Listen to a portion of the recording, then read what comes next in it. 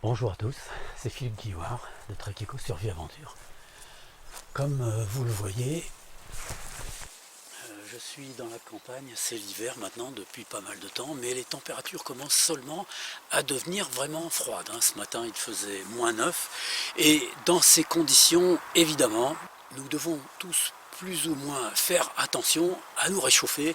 Donc on reste un petit peu plus souvent à la maison, on met le chauffage, on s'habille avec des vêtements plus chauds, on mange aussi un petit peu plus chaud que d'habitude et on reste peut-être un petit peu plus longtemps dans son lit. Les animaux ont tendance un petit peu à faire comme nous d'ailleurs, ils se mettent un petit peu en boule, l'hiver ils ont un poil qui devient plus épais, certains se mettent à dormir pendant 3 mois et se réveillent au printemps, et une grande partie d'autres animaux choisissent carrément de migrer dans des pays où il fait bien chaud. Une question se pose: comment font les végétaux pour supporter l'hiver? Comment font les plantes sauvages et les arbres pour pouvoir supporter le froid qui va durer parfois des semaines, voire des mois? Voici une question intéressante que j'aimerais porter à votre connaissance et nous allons voir ensemble quelles sont les stratégies que les plantes utilisent pour pouvoir supporter cette difficulté, car l'hiver est vraiment la saison de l'année qui nécessite un apport d'énergie qui est vraiment beaucoup plus important que la normale. Alors, sans entrer trop dans le détail pour éviter que ce soit exhaustif ou que ce soit trop compliqué, nous allons voir comment les plantes, de manière générale, procèdent. Ils procèdent surtout en gérant au mieux l'eau qui les compose. Vous savez que nous sommes tous composés d'énormément d'eau, et l'eau, c'est ce qui gèle évidemment le plus rapidement à la température de 0 degré.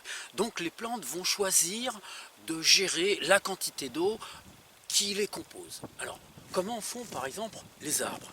Globalement, les arbres dans les pays tempérés sont ceux qui possèdent les feuilles les plus grandes et qui ont des transferts d'énergie qui peuvent être très importants. Et pour éviter justement qu'il y ait des déperditions d'humidité, qu'il y ait aussi des contacts trop importants entre le chaud et le froid, des différences de température importantes, eh bien, les arbres sont surtout caducs dans les pays tempérés et laissent tomber leurs feuilles. Ils se séparent de la feuille pour avoir à gérer moins de choses. Alors ces feuilles tombent, certaines restent sur les arbres, comme par exemple sur les charmes ou les chênes, ou même les hêtres d'ailleurs, ils conservent les feuilles, et celles-ci sont poussées ensuite au printemps par les nouvelles feuilles qui poussent, mais globalement donc les arbres vont se dessaisir de leurs feuilles. Ça leur fait moins à gérer. Et deuxièmement, ce qu'ils font, eh bien, si au début ils utilisaient une grande quantité d'eau pour pouvoir se nourrir et pour pouvoir organiser l'ensemble de leur croissance, eh bien ils diminuent au maximum ces déplacements d'eau. Ce qui fait que, étant composé à ce moment-là de beaucoup moins d'eau dans les cellules qui les composent, cette eau va se mettre à geler beaucoup moins facilement. D'autant que l'arbre, comme les plantes en général, ont trouvé une astuce, c'est-à-dire qu'ils vont mélanger à l'eau des substances comme par exemple les sucres, des substances qui vont empêcher les dernières molécules d'eau qu'elles conservent en elles de geler. Et c'est ainsi que ces arbres vont réussir à passer l'hiver. Et évidemment, dès que les jours se réchauffent, eh bien, l'eau va à nouveau être nécessaire pour que l'arbre puisse continuer de vivre. Évidemment, il faut qu'il se nourrisse à nouveau. Donc cette eau va recommencer à venir petit à petit et va à nouveau alimenter globalement la biologie végétale de cet individu. Alors, nous avons dans nos pays, ici je suis dans le Cantal, beaucoup de pins. Ce sont des arbres qui ne perdent pas leurs feuilles, mais ce sont des arbres qui ont choisi de les conserver en les faisant toutes petites.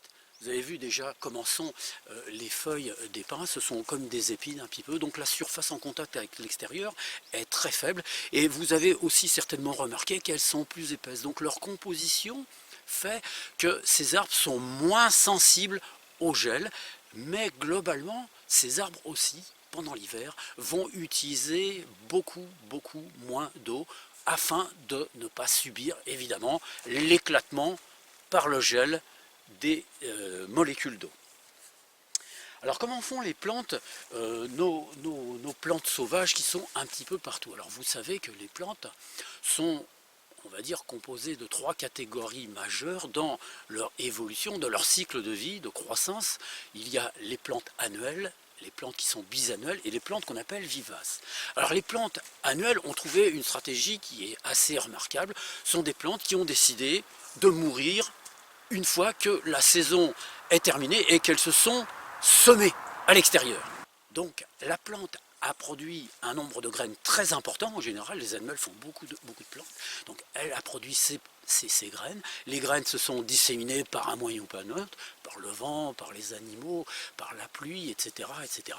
Et donc ces graines se sont disséminées. Ces graines se mettent au niveau du sol, voire légèrement sous le sol, car à ce niveau-là, le froid est moins rude qu'à l'extérieur.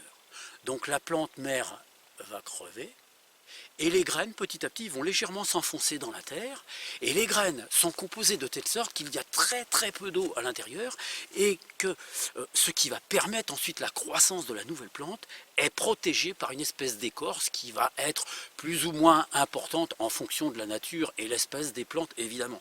Mais globalement, c'est donc une stratégie de facilité qu'a choisi la plante annuelle. Elle périt, mais elle envoie ses semences de telle sorte qu'il est plus facile de protéger les semences contre le froid que de protéger toute la plante.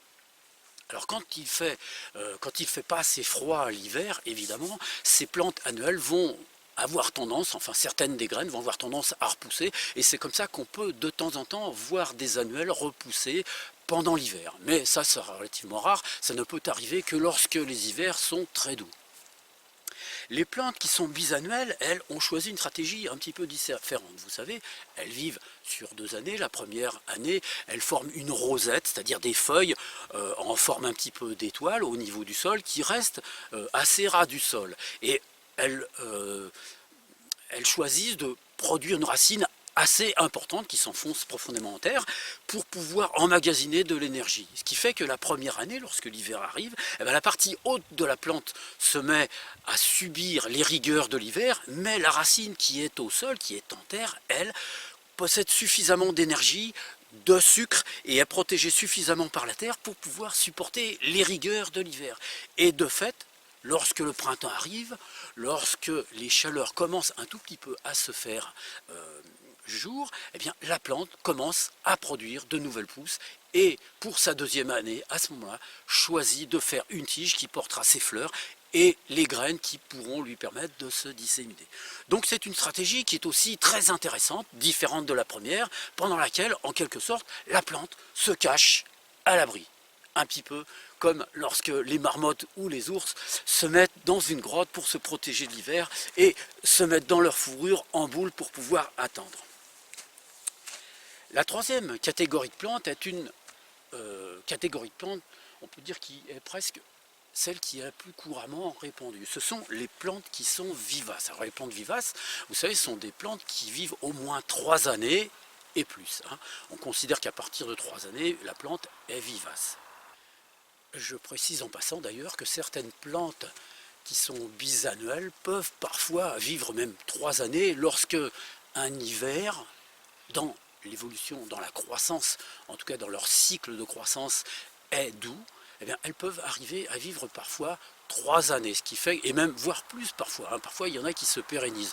Donc les plantes vivaces représentent globalement des plantes qui vivent au-dessus de 3 ans. Donc ce sont des plantes qui par nécessité doivent protéger l'ensemble de ce qu'elles sont, que ce soit les racines, comme les tiges, voire les feuilles. Alors une grande partie de ces plantes vivaces vont choisir de faire tomber les feuilles. C'est le cas de beaucoup de petits arbustes qu'on trouve dans la nature, donc ils laissent tomber les feuilles, ils diminuent la quantité d'eau qui les compose, et c'est ainsi qu'ils arrivent à supporter l'hiver. Et surtout, la stratégie qui est la plus importante pour elles, c'est de transformer l'eau qui les compose en un composé qui devient difficile à geler. Et dans ces composés, il y a surtout des sucres qui interviennent et d'autres petites substances, mais ce sont des composés qui font en sorte que l'eau qui est contenue dans les cellules de la plante ne gèle pas et ne fasse pas éclater la cellule dans laquelle elle est contenue. Alors ce qui se passe lorsque la cellule gèle parce que la molécule d'eau a fini par éclater, eh bien, on voit les feuilles qui deviennent marron et qui noircissent ensuite.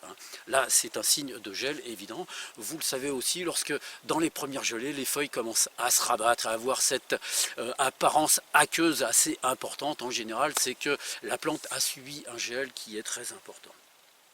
Donc les plantes vivaces, elles, ont cette stratégie qui leur impose de devoir s'adapter de manière beaucoup plus importante car elles doivent continuer à vivre ensuite.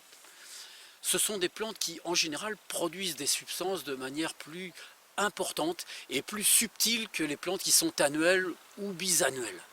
Je ne vais pas entrer dans ce domaine-là, mais ce sont des plantes qui possèdent une énergie qui est très différente des autres. C'est une énergie de vivacité, mais sur le long terme, qui est très importante, surtout dans le soin, dans certains types de pathologies. Voilà. Je ne vais pas entrer trop dans le détail, puisque là, ce n'est pas le sujet de la vidéo. Alors, un petit détail qu'il faut noter, c'est que les plantes ne sont pas faites d'office pour supporter l'hiver. Elles doivent passer une période d'adaptation qui est absolument importante. C'est ainsi que normalement, lorsque les jours baissent et que la température diminue, la plante le ressent et sait que ça va conduire à une période plus importante de froid, donc il faut qu'elle s'adapte. Et elle va prendre un certain nombre de jours, voire de semaines, pour pouvoir ensuite être parée contre le froid. Donc il leur faut une certaine période pour pouvoir s'adapter. Si le temps ne leur permet pas de s'adapter, si le froid arrive de manière trop intense, eh bien toutes les plantes peuvent geler, n'importe lequel, même les plantes vivaces qui ont l'habitude de supporter moins 30 en hiver, elles peuvent simplement complètement mourir s'il fait juste moins 8. Pourquoi? Parce qu'elles n'auront pas eu le temps de se préparer et de s'adapter. Il faut comprendre que les plantes dans la nature vivent réellement et usent d'une certaine intelligence pour pouvoir s'adapter.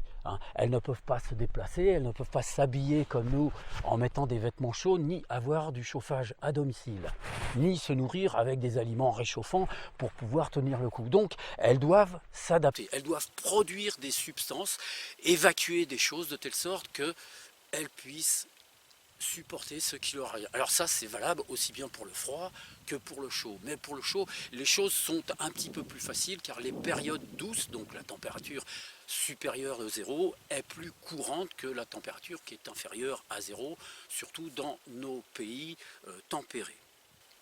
Voilà. Alors il en est peut-être un petit peu différemment pour les plantes qui poussent dans les pays exotiques, dans les pays où il ne gèle pas, mais là-bas le problème du froid ne se pose pas pour les plantes. C'est pour ça que les plantes dans ces pays-là ont tendance à avoir des feuilles beaucoup plus importantes, car elles n'ont pas à gérer ce phénomène de l'hiver, ce phénomène du froid qui incombe à toutes les plantes qui sont parmi nous, ici en tout cas en Europe au moins, et dans tous les pays tempérés.